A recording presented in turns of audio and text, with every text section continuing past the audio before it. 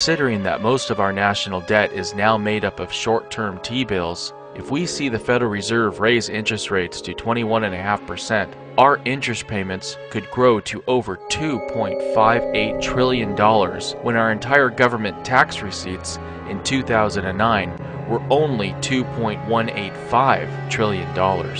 It will be impossible for Obama to meet his budget projection and cut the deficit in half from $1.6 trillion in 2009 to $761 billion in 2012. Most likely by 2012, we will be looking at $3 or $4 trillion budget deficits or more. Therefore, the trend of accelerating national debt growth is likely to continue, and the next doubling of our debt could actually occur in 4 years, which means we could see our $112 movie ticket within the next 5 to 10 years. But that's only if the Chinese are dumb enough to keep lending us their money. Most likely, the Chinese will stop lending us their money and just allow the dollar to collapse. As they devalue the dollar and the currencies around the world are worth more, they're going to come in here and buy this country up for dimes on the dollar. So all you people out there, you know who the man you're going to be working for? Well, the man's going to be from China. They're going to be from countries with money. All Americans who ride in taxicabs in major U.S. cities have probably heard dozens of stories from immigrants telling their tales of how they escaped their homeland in order to get to America. In the future, taxicab drivers in Asian countries will be talking about how they escaped America in order to get there. There are now thousands of young Americans who are moving to China for jobs. You go to school, you get good grades, you work for 30 years, and then you retire. That system is a fraud, it's an illusion, and it hasn't even been tested. It's been one big experiment. We have an education system here in America where high schools teach students nothing other than the need to get deeply into debt to obtain a college degree that is worthless because everyone else has one. How about getting out of college and being, what, $30, $40, $50, $60,000 in debt? Look, we know Ivy League graduates at a law school that can't find jobs. You think they're going to be angry? Our nation's most prestigious Ivy League schools are teaching students delusive economic principles. Look what students at Harvard are paying hundreds of thousands of dollars to learn from their professors. On healthcare costs, Bob is absolutely right that healthcare spending as a percent of GDP has been rising, and it's largely rising because of technological advance. My own forecast is that will continue, and that should continue. So actually, I'm nervous about prospects to rein in healthcare costs that are too aggressive, because I think that healthcare advances have been a modern form of progress. Harvard is brainwashing students with absolute nonsense. Healthcare costs are not rising due to technological advances. They are rising due to government involvement. You look at the areas where government is not involved. I mean, government's not involved in personal computers. They're not involved in cell phones. Yet the prices are falling. If the government was involved, the prices wouldn't be falling. I mean, they can easily rationalize it by saying, well, of course computer prices are going up. Look how much more sophisticated they are. Look how much more powerful they are. How could the prices not go up? They make the same arguments with education or health insurance. Well, they say health insurance, well, it's so much more complicated. We have so much better procedures. If there was no government involved, I'm sure healthcare costs would be falling. Just like other costs are falling in the economy, because the free market is the best mechanism for driving costs down. If you look at braces, or you look at eye surgery, or you look at breast enhancements, these prices were really high when the technology first came out.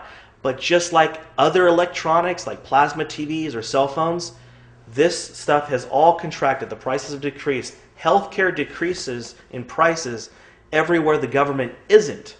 Not only is inflation gravitating towards the area of our economy in which the government is involved in the most, but it is also beginning to gravitate towards the goods that Americans need the most, and there is nothing that Americans need more than food and agricultural products. I'm big on agriculture commodities. People need to eat. It's not an optional thing. It's not like, you know what, I really want to buy an ounce of gold, but some people can't afford it. But people can say, you know, I really want to eat, but I really can't afford it. People are going to eat. They're going to acquire food. So that's why, with complete assurity, I know, it might sound arrogant, but I know that the prices of basic commodities and food is going to go up, and going to go way up. Before, if you take $1, you could give your kid $1 and they're able to buy, you know, cookie, a bag of chips, and maybe a fruit punch. That's pretty good for $1. Right now, you could get a fruit punch. And this was only 2 years ago. A fruit punch that we sell at 35 cents is now 69 cents. That's double. That's hyperinflated. And people don't realize it because it's such at a low level. All the basic things, that's candies, foods, the real small 25-cent things, those are all doubled in price already. Why isn't people realizing that? Look at what happened to the price of rice. As a Korean, I don't shop for rice, but you know, a lot of ladies do. They didn't really realize why that bag of rice from $5 went to 19. Brazil said, we're not going to take no more dollars for rice. We'd rather eat it on our own because our economy is growing. And from just Brazil stopping their exports to the U.S., bags of rice went from $5 to $15 overnight. Already, you know, I said I was trying to buy a young coconut. They were $1.19 4 months ago. I went to buy a young coconut. It was $1.69. You know, 40-50% inflation in months. People on the ground all over America are noticing the price of bread and eggs and things going up. So there's inflation in what's important, which is food. So if that's the case, it'd be better to switch those dollars for food right now than not to do so. We're going to see, seriously, Victory Gardens popping up all over LA and Southern California. Especially Southern California, because, you know what, next year it's going to be horrible for foods. I mean, horrible in a sense that it can be so inflated. Because, you know, California this year, the fall harvest was wiped out. There's nothing in California. Where's the avocados? Where's the apples? Where's the pears? There's none.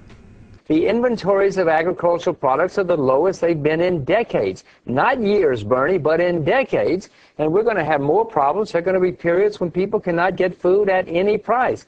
And this has not happened in our lifetimes. Last year, the farmers couldn't get loans for fertilizers.